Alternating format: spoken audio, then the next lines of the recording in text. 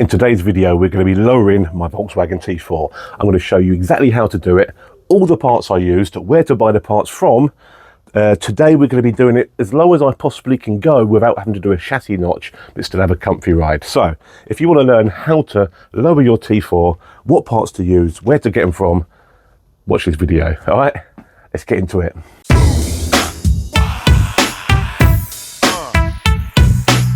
This is all the parts you're going to need here, right?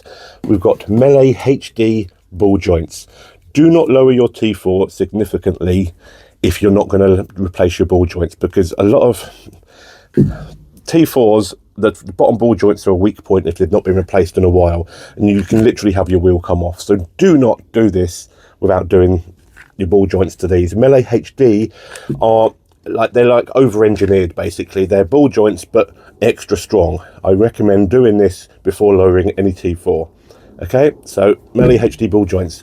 We've got Shane's plates, Scarface Low Riders, Shane Phillips from Scarface Low Riders. Okay, these are his one-off, well I say one-off, there's loads of them now, but these are his shock plates that he's designed that bolt to the front. They replace your normal shock plate that the shock absorber bolts to, giving you an extra thin piece here and giving you more suspension travel. These are a must if you want to go properly low without a chassis notch. Okay, we'll show you how to do them.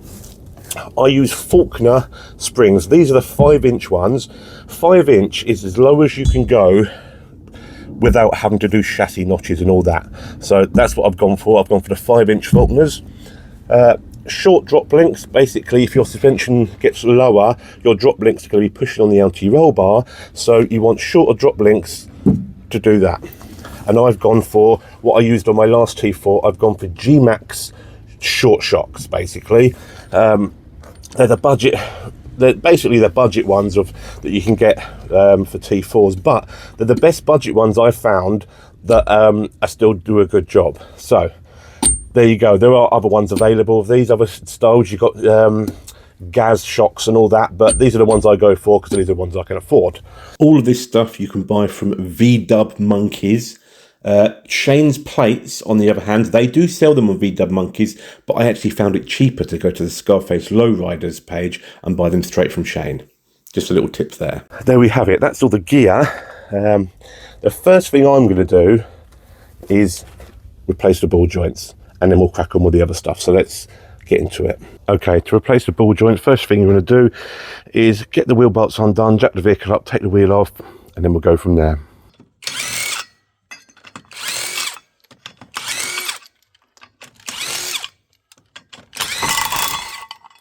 Okay, your ball joint is located underneath here, attached to this arm.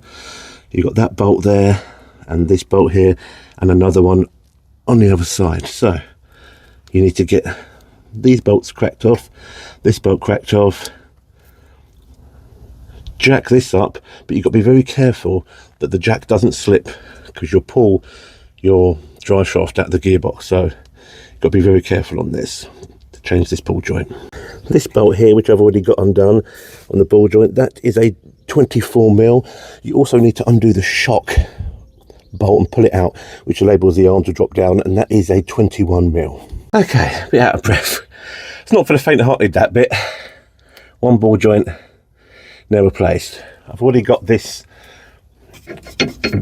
bolt out of the shock, so now I'm not going to show you both sides because you only need to do one side. It's the same on the other side, do you know what I mean? So ball joint done. What I suggest is you put the jack on here, but right at the front edge here, because as you raise the jack, it'll move that way and it will slip off. So put the jack here, put the jack that way, so the wheels can't roll out and pull the drive shaft out. So I had the jack that way, jacked it up, and then you've got getting the bolts out is the easy bit. The hard bit is getting the ball joint to come out of this arm. Just make sure you've got a decent lump hammer and you just keep whacking the side here and it should come out. And then getting it back in is just a case of, I dropped it off the jack, and it's just a case of get the 2 bolts in the top here first and then manhandle that bolt through that hole. That's what I did anyway. Right, now on to this.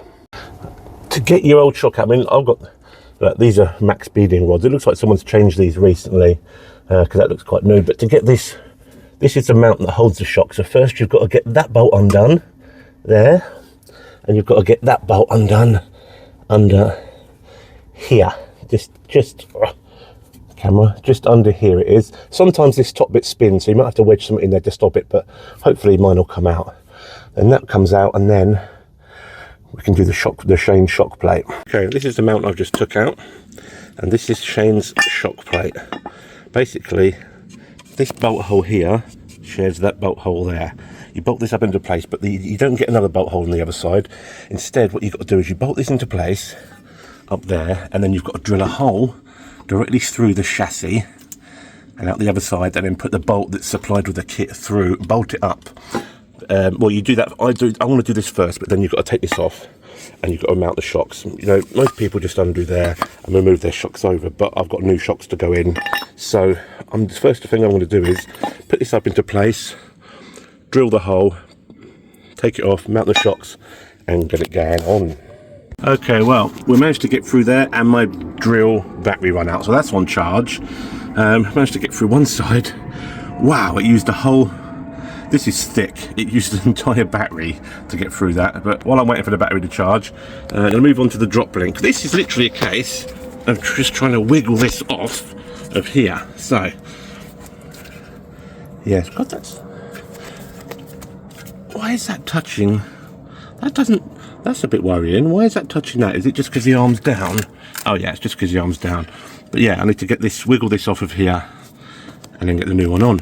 That one is off. When I pulled mine off, it came off and that, and it actually left the rubber on there, so I just literally slit it with a knife, pulled it off. Gave this a quick sand over with a bit of sandpaper. Most people just spray some WD-40 in here, but I've actually run out of that, so I'm just going to use a little bit of oil, a little bit of engine oil, just rub my finger in it, just like that.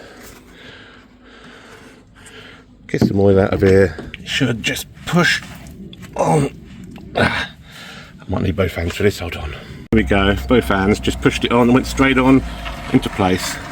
Happy days, that is that. Now on and in place. I just got to wait for this bloody drill to charge now.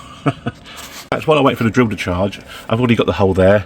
I might as well take this off and go and make it up in the, put the shock and that into it. What you want to do here is, I'll get that off, make sure it's the front shock.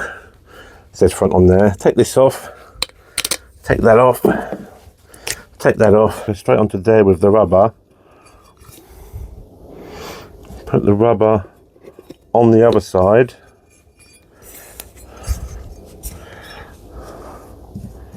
Put this on top.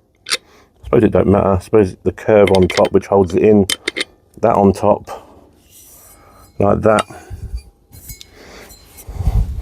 Yeah, that's all you really need, isn't it?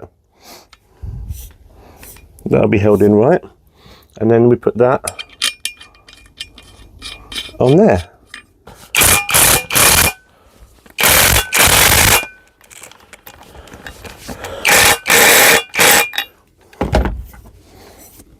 Right, that's the shock made up. Okay. Okay, again, while we're waiting for the drills to charge, we need to get this rubber bump stop out of here. It should just pop out, and then we want to cut it down to about 10 mil thick, because then we're going to pop that into there. Okay, that's what I'll get on with now. Something like this. I may have gone a little bit too thin, but something like that. It's quite thin, mind. It's butchered, but it'll do. Something like that. And then just pop it on there. I've done mine the wrong side. Okay, don't do what I done. You then pop it in here. I popped mine onto the wrong bloody side, and now all I've got is that. Over on VW Monkeys, you can actually buy these poly bump stops, but they're £24 each, so it's £48 for 2 little rubber bump stops. I've got a little tip for you. Go onto Amazon and type in bolt bump stops, bolt-in bump stops. I found these, £11 for 2, right? They're just rubber. They bolt in. Look at it. Look how cheap they are. There you go, a little tip for you. Okay, and there we have it. That bolted up into place. Bolt there, bolt there. That is in there. silly bump stop. I'm gonna have to get some bump. I'm gonna have to get a decent bump stop. But on my last T4, I just removed them. That is on there. New drop blink is on and attached to the other side of the shock. Shock is bolted in there. New ball joint is on down there. That is the front setup done. 1 hour later. Other side done. Yeah. But not finished with, because once I've got this set up on, once I've done the other side, and then once I've done the back, which I'm still got to show you yet, then when I see where the back is sitting, then I've got to get underneath the van, and there's, I think it's a 27mm, I think, I'll confirm when I get to it, nut on the torsion bar that you've got to wind down, and then I'll wind that down to match the rear. So, for now, this side of the front is done. Now onto the back. Okay, front's done. I've not lowered it yet. All the gears on, ready to go. I've still got to wind down the torsion bars yet. But first things first, let's get the back done. So, jack it up, well, undo the wheel bolts, jack it up, get the wheel off, and we'll go from there. You have to undo the bottom of this here, which is just, that is actually under there. I was a bit impatient, I undid mine. Then this will all drop down. Then you undo this bolt, shock should come out. Then the spring literally falls out, and then you have to, I've got to get this off, but then you have to cut this down. And then you put all your stuff back together. So I want to take this off, get that off and cut it down. There you go, I've got mine apart now. Came apart pretty easy, thank God. Look at this, right, check this out. This is the spring that was in it. This is, and believe it or not, this is a very low spring. And this is the Faulkner that I'm replacing it with. And bear in mind, that was actually, normally these springs are about that big. All right, and this is a tiny little spring, which is going to sit just on there. And then it'll locate over that, but I'm going to cut that down. So, but I have noticed that there's no rubber mountings on this, so it's going to be noisy as hell. So I'm going to fit it for now, but I'm going to have to get myself some limit straps, and I'm going to have to get myself some mounts, some rubber mounts for these. There we go, cut mine down. I just cut that much off it for now. If I need more, if it bangs or anything, I'll put more on, but for now that should be enough. Right, time to put the spring in and get the shock in and get it back up in the air. Okay, shock is mounted, bolt through there, that is an 18, bolt in the bottom of there, that is a 16. This is sat on there. If you look there, it's kind of lined up with that. When I put the wheel on, when I lower this down, I just got to make sure that that goes into there when it drops down. Okay, that's what we've got to make sure, because I haven't got limit straps at the minute. But yeah, that is how you lower the back. I've still got to wind the front down yet. I've got to do the other side. I'll quickly get the other side done. You don't need to see that. And then we'll see how the back sits and see how far we've got to come down in the front. Okay. Back is done. The back is low. The front is up in the air because I've not wound it down yet. I'm not going to show you the back now. I'm going to wait till I've wound the front down, and then I'll do a grand reveal at the end. But I hope this front comes down. Right, I'll get on with that, and then we'll do the grand reveal. I just had a full-on catastrophe. Oh my God, I've been here for over an hour whilst lowering the front. I was told, you know, when you do, I've done this before, when you wind the torsion bar down on the front, make sure there's still some load on the front wheel so the torsion bar thing doesn't pop out. Well, mine popped out. It's just taken me ages. I had to wedge my thing, get my jiggy torsion bar windy thing up in the hole and unwind it to get it, the nut low enough for me to push it back up and get it back into place. I did it. Got the torsion bar back up into place. Wow. Right, I've got to wind the other side down now and try not to bloody pop the torsion bar out again. It's not easy, this. Not if you don't know what you're doing. And the thing is, I do know what I'm doing, but I still fucked it. Right, just to let everybody know, how you lower these vans at the front is, once you've done your shorter shots, you get underneath, and it's around about here, just behind the fuel tank. Can you see that? See that threaded bar coming down with a nut on the end? That is your torsion bar. You want to wind that down. I've wound mine down to about 10mm before the end. I could probably come down more on it, but for now I'm just testing it out to see where it's going to sit. But yeah, I managed to wind mine down. My God, this side, you want to be careful. What you want to do is jack the van up, but jack it up just a bit. Leave a lot of tension on the wheel on the floor, because I've had mine pop out. It pops out of that slot above, and then you've got to try and get it back up and twist and get it back in. It's a nightmare. I've just had to get mine back in. It's took me a while. Mine on the other side over there, for the other side of the van, if you see it on the other side, that one didn't pop out, but I had to use a breaker bar with a scaffold pole on the end to slowly wind it down, praying to God it wasn't going to pop out as well. And I've got that as far as I can be bothered today. So that's how you lower it. And this was harder than doing anything else, just winding these down. But they're done for now.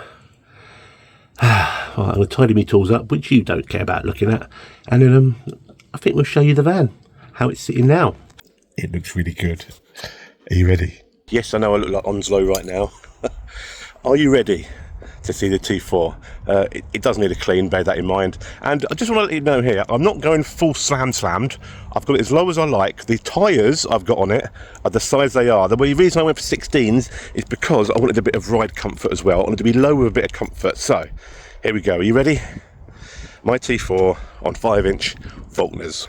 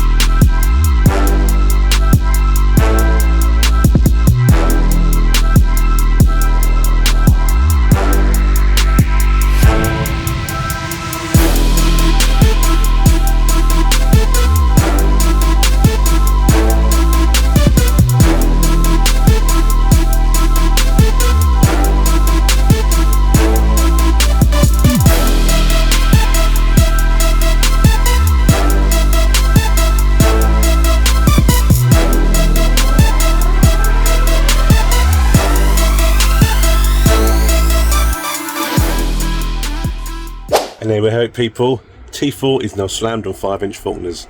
Hope you enjoyed the video. Hope it helped you out. Yeah, I can't believe that bloody torsion bar came out, but I sorted it in the end. But sorted out. There we go. All slammed. Happy days. I'm actually going to pick up some new seats for the front of it this evening, so that'll be in a video coming up. They're really, really nice. And I've still got a whole shed load of parts in there to do. And that Toto is sending me a new AI stereo for the front to make up for the one that buggered up. So anyway, don't forget to like and subscribe and all that bollocks. See you in the next one, peeps.